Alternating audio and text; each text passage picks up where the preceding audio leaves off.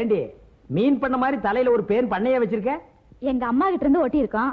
உங்க அம்மா உனக்கு கொடுத்த சீதனமே இதுதான். இந்த பாருங்க, அனாவசியமா எங்க அம்மா வேல வம்பு கிழக்காதீங்க. ஆமா, பேனு குத்தி குத்தியே என் விரல் குட்டியா போச்சு. மயில்சாமி, யார் அவன்? கடங்காரன்?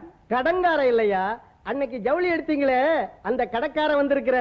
மயில்சாமி, மயில்சாமி பொண்டாட்டி, நீங்க 2 பேரும் அதிர்ஷ்டசாலிங்க.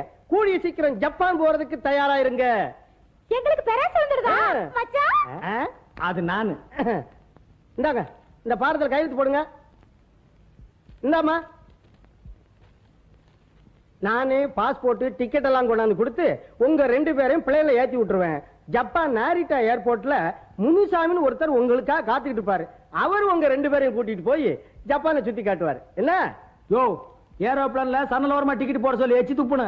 அட, அங்கிருந்து துப்புனா கீழே இருக்க சனங்க வேலையில உளுந்து போடு. ஐயோ, உன் தலைமையிலேயே துப்புனாங்க.